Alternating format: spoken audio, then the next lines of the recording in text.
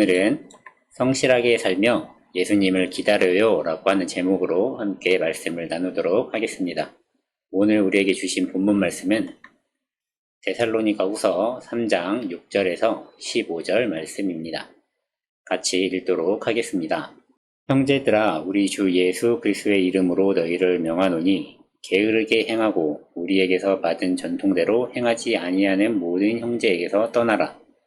어떻게 우리를 본받아야 할지를 너희가 스스로 아나니 우리가 너희 가운데서 무질서하게 행하지 아니하며 누구에게서든지 음식을 값없이 먹지 않고 오직 수고하고 애써 주야로 일함은 너희 아무에게도 폐를 끼치지 아니하려 함이니 우리에게 권리가 없는 것이 아니요 오직 스스로 너희에게 본을 보여 우리를 본받게 하려 함이니라.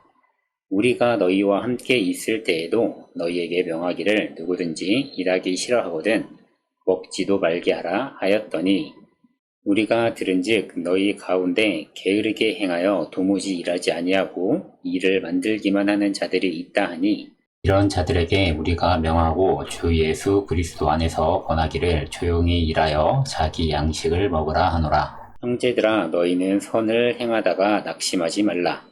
누가 이 편지에 한 우리 말을 순종하지 아니하거든 그 사람을 지목하여 사귀지 말고 그로 하여금 부끄럽게 하라. 그러나 원수와 같이 생각하지 말고 형제같이 권면하라. 아멘. 예수님을 믿는 사람들이 궁금해하는 것이 하나 있는데 그 궁금해하는 것은 과연 무엇일까요? 바로 예수님이 언제 우리에게 다시 오실지에 대한 궁금증이에요. 왜냐하면 예수님께서 하늘로 승천하실 때 분명히 우리에게 다시 오신다라고 말씀하셨기 때문이에요. 사도행전 말씀에 보면 예수님께서 하늘로 올라가시는 그 모습을 제자들이 바라볼 때 천사들이 너희들이 본 모습 그대로 다시 오실 것이다 라고 말씀하시는 걸 우리가 볼 수가 있어요. 그리고 마태복음 24장 26절에서는 그날은 오직 아버지만 아신다라고 이야기하고 있어요. 예수님이 언제 오시는지에 대한 궁금증을 우리가 가지고 있는데 그 날이 언제인지는 우리가 알지 못하고 오직 아버지 하나님만 알고 계시다라고 이야기하고 있어요. 만약에 예수님께서 한 달 후에 우리에게 다시 오신다라고 말씀하셨다라면 또는 일주일 뒤에 우리에게 오신다라고 말씀하신다면 여러분들 어떻게 해야 할까요? 우리가 해야 할 일을 다 내팽개치고 놀기만 하면 될까요? 예수님이 이제 오실 때가 되었으니 나는 아무것도 하지 않아도 돼 라는 생각으로 학교도 안 가고 학원도 안 가고 공부도 안 하고 회사도 안 나가고 일도 하지 않고 이러한 시간을 보내는 것이 맞을까요? 만약에 학생이 공부하지 않고 직장인들이 일을 하지 않는다라고 하면 세상은 정말 어지럽고 혼란스러운 상황이 되어질 거예요. 이러한 문제가 데살로니가 교회에 발생하게 되어졌어요. 당시 데살로니가 교회에는 예수님께서 곧 다시 오십니다.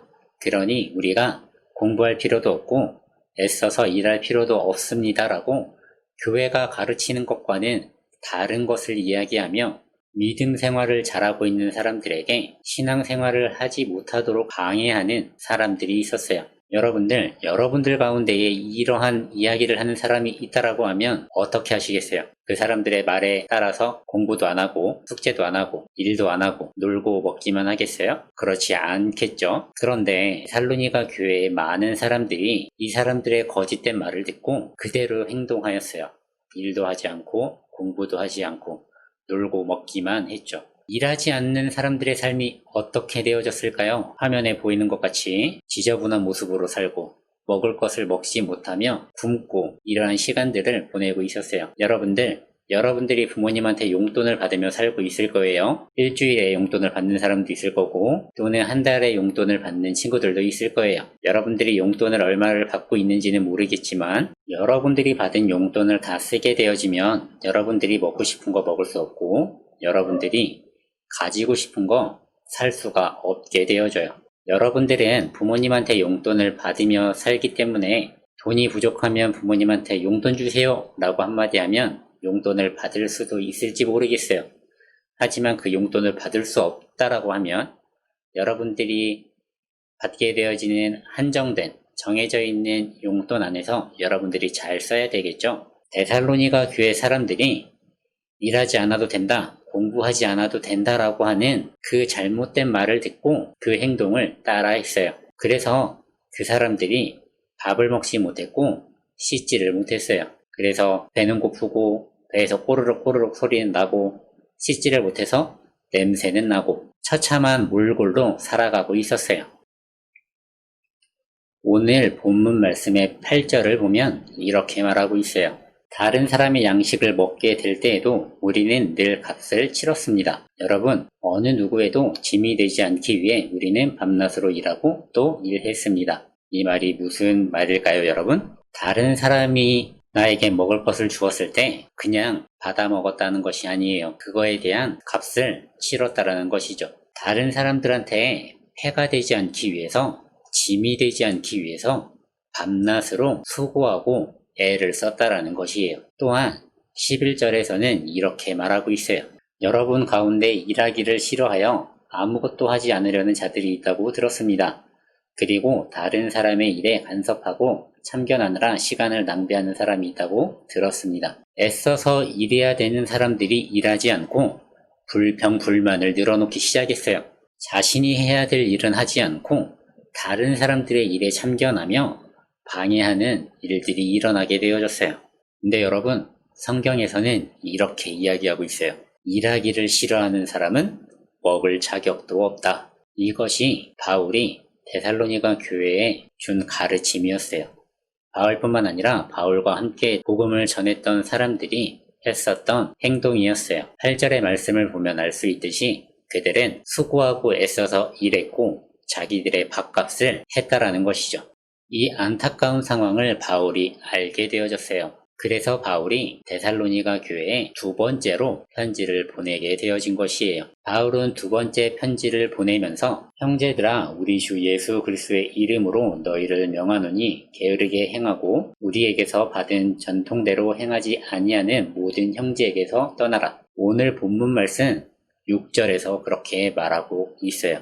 교회가 가르치는 것이 있는데 교회의 가르침을 무시하고 게으르게 행동하며 일하지 않고 자기의 수고를 하지 않는 사람들에게서 떠나가라고 이야기하고 있어요. 그 사람들은 자기의 일을 하지 않을 뿐더러 자기의 수고와 노력이 없을 뿐더러 다른 사람을 비판하고 비난하고 다른 사람의 일을 불평불만했어요. 또한 자기 욕심에 따라 살아가는 사람들이었기 때문에 그러한 사람들과 어울리지 말고 멀리하라고 바울은 이야기하고 있는 것이었어요.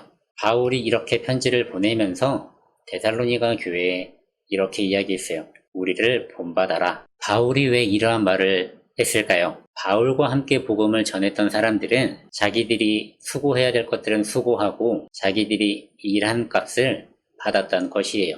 아까 함께 읽었던 8절 말씀에서도 누구에게서든지 값없이 음식을 먹지 않았다라고 이야기해요.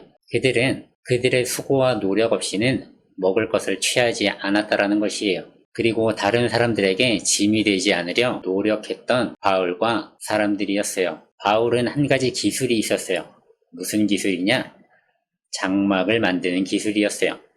바울은 일하기 싫은 사람은 먹지도 말라라고 이야기했어요. 또한 사도행전 18장 3절 말씀에 보면 생업이 같음으로 함께 살며 일을 하니 그 생업은 천막을 만드는 것이더라. 바울이 가지고 있었던 기술, 바로 장막을 만드는 것이었어요. 장막을 만드는 것으로 수고하고 애쓰며 일하여서 그거에 대한 값을 받고 그것으로 자기의 먹을 것, 자기의 입을 것을 구입하고 자기의 잘 곳을 구하는 등 자기의 수고에 따라서 자기의 것을 가졌던 것이었어요. 바울은 복음을 전하는 것과 동시에 자기의 기술, 장막을 만드는 것을 가지고 일을 하면서 복음을 전한 것이었죠. 바울이 말한 일하기 싫은 사람은 먹지도 말라. 여러분들 이 말 혹시 들어본 적 있나요? 일하지 않은 자 먹지도 말라. 전도사님이 어렸을 때는 이 이야기를 참 많이 들었던 것 같아요. 우리 친구들 집에서 일하고 있나요? 여러분들의 방을 청소하신 적이 있나요? 또는 화장실 청소를 하신 적이 있나요? 부모님이 우리에게 간식을 사주죠. 우리에게 먹을 것을 사줍니다. 그거에 대한 값을 우리는 과연 하고 있나요? 일하지 않은 자 먹지도 말라. 그리고 바울이 말한 것 같이 일하기 싫은 자는 먹지도 말라. 이 말이 우리에게 주는 메시지는 무엇일까요? 우리는 각자 주어진 일 가운데에 수고해야 되고 노력해야 되고 애써야 된다라는 것이에요. 열심히 한 사람에게는 보상이 있죠. 우리가 열심히 일해야 되는 것은 우리가 게으를 때에 하나님을 찾게 되지 않아요. 우리가 게으르게 행동했을 때 하나님께 나아갈 수가 없어요. 그러나 우리가 열심히 일했을 때에 우리가 주어진 일에 노력했을 때에 하나님이 우리에게 주시는 말씀이 무엇인지, 하나님이 우리에게 어떠한 길로 인도하시는지 우리가 알 수가 있어요. 우리가 수고하지 않고 일하지 않는 것은 하나님도 기뻐하지 않으세요. 우리가 하나님께 더 나아갈 수 있는 것은 우리가 수고하고 노력할 때에 하나님께 더 나아갈 수 있는 것이에요. 바울은 그것을 알고 있었어요. 우리가 열심히 일하고 우리가 애쓰고 노력할 때에 하나님께 나아갈 수 있지만 우리가 게으르게 행동할 때에 내 편한 대로 살아갈 때에 하나님께 나아갈 수 없다라는 것이에요. 그래서 바울은 복음을 전하면서 장막 만드는 일을 하며 복음을 전한 것이었어요. 바울은 생업에도 열심이었고 복음을 전하는 것에도 열심을 가지고 했었던 사람인 것이죠. 그렇기 때문에 바울은 당당하고 떳떳하게 게으르게 일하기 싫어하는 사람은 먹지도 말라라고 말할 수 있었던 것이었어요. 그래서 바울은 본문 12절에서 이렇게 말하고 있는 것이에요. 우리 주 예수 그리스도의 이름으로 그들에게 명령합니다. 조용히 일하며 자기 양식을 스스로 마련하도록 하십시오. 조용히 일해서 열심히 수고하고 애써서 여러분들 스스로 먹을 것을 챙기세요라고 말한 것이에요. 여러분들의 상급, 여러분들의 보상받아야 될 것, 여러분들 스스로 일하고 수고하고 애써서 받으라고 바울이 말한 것이었어요. 그렇기 때문에 바울은 자신들을 본받으라고 말한 것이었죠. 예수님께서 언제 우리에게 다시 오실지는 우리가 알지 못해요. 그렇지만 성경에 예수님께서 우리에게 다시 오신다라고 기록되어 있어요. 예수님은 약속을 지키시는 분이시죠. 분명히 예수님께서는 우리에게 다시 오실 것이에요. 그렇지만 우리가 그 날짜를 알지는 못해요. 다만 아버지 하나님만 알고 계시다라고 성경은 기록하고 있어요. 예수님을 기다리는 우리의 모습이 어떠한 모습이어야 될까요? 게으르고 이기적이고 일하지 않고 빈둥빈둥거리는 모습, 게임에만 집중하는 모습, 만화 영화를 보는 거에만 집중하는 모습을 가지고 기다리면 되는 것일까요? 그냥 놀기만 하면서 예수님을 기다리는 것이 맞는 것일까요? 질서 없이 어지러운 세상에서